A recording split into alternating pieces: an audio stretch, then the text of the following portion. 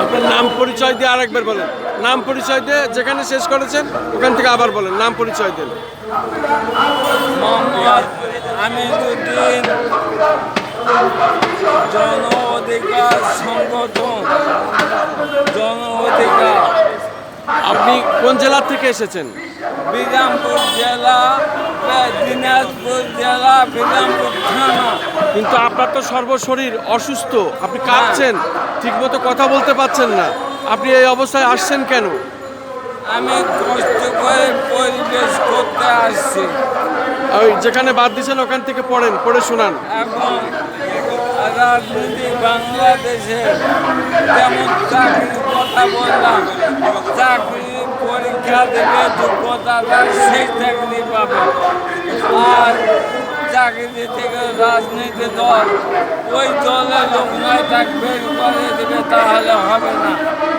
এবং একটু বলি, রাজনীতি বাংলাদেশের সকল রাজনৈতিক দলকে আদর্শ ভিত্তিক রাজনীতির সূচনা করতে হবে। প্রধানমন্ত্রী থেকে শুরু করে উচ্চপদস্থ কর্মকর্তা যদি অন্যায় অবিচার করে, জনগণের অধিকার হরণ করে, তবে তাদেরকেও আইনের আওতায় নিতে হবে। বাংলাদেশ সকল জনগণকে জন অধিকার হারা জাতিতে পরিণত করা যাবে না। সাংবাদিক বা বাংলাদেশ একটি গণতান্ত্রিক দেশ, নিঃস্বার্থে ক্ষমতায় দণ্ডে দেশকে গণতন্ত্রহীন রাষ্ট্রে পরিণত করা যাবে না। রাষ্ট্রের সর্বোচ্চ আইন হল সংবিধান। দেশের প্রতি জনগণের জীবনের নিরাপত্তা নিশ্চিত করার সরকারের গণতন্ত্রের অন্যতম গুরুত্বপূর্ণ অংশ স্বচ্ছ, নিরপেক্ষ, আবার সুস্থ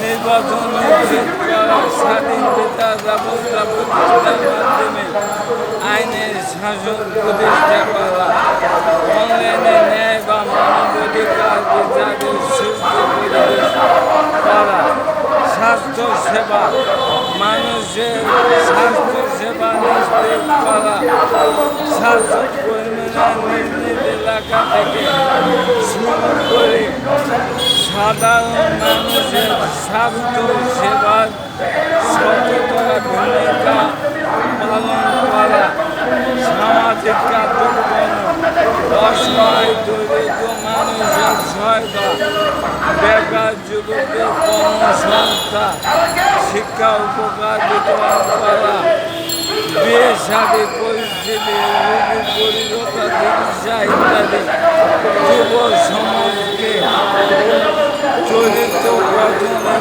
আদর্শ প্রতিষ্ঠার ভূমিকা পালন, সর্বমোটা স্বাধীন বাংলাদেশ সর্বমত রক্ষার জন্য মজবুত ভূমিকা পালন করতে হবে। বাংলাদেশের ভাবনা বিনষ্টকারী পরিলক্ষিত হলে তৎক্ষণাৎ তার প্রতিবাদ করতে হবে। প্রতিবেশী রাষ্ট্র বাংলাদেশের গুরুত্বপূর্ণ নদীগুলির পানি বন্টনের সমাধান না করে ঐতিহাসিক ভূমিকা পালন করতে হবে। আন্তর্জাতিক মানবাধিকার সংস্থার সাথে যোগাযোগ ও গুরুত্বপূর্ণ ভূমিকা পালন করতে হবে। মানবাধিকার বিরোধ কর্মকাণ্ডের প্রতিবাদ জানাতে হবে। দেশের মানুষের কল্যাণে জন অধিকার গঠনমূলক তৎপরতা আগামী দিন অব্যাহত থাকবে ইনশাআল্লাহ। দেশের তৃণমূল থেকে ন্যায় প্রতিষ্ঠার লক্ষ্যে গ্রাম মহল্লা থেকে শুরু করে ন্যায় প্রতিষ্ঠা করতে হবে।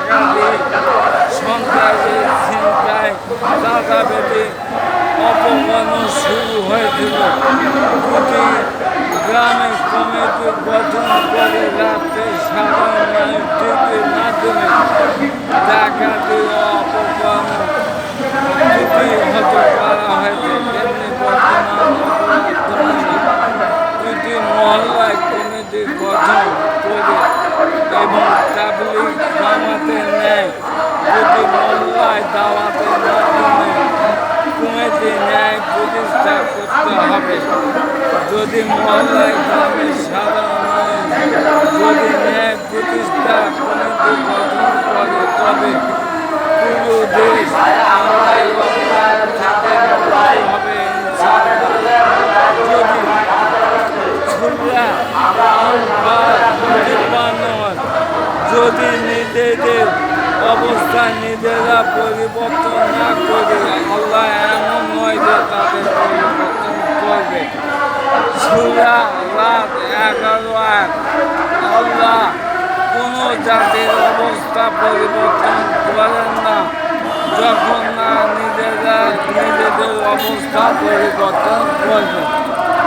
অনেক অনেক ধন্যবাদ।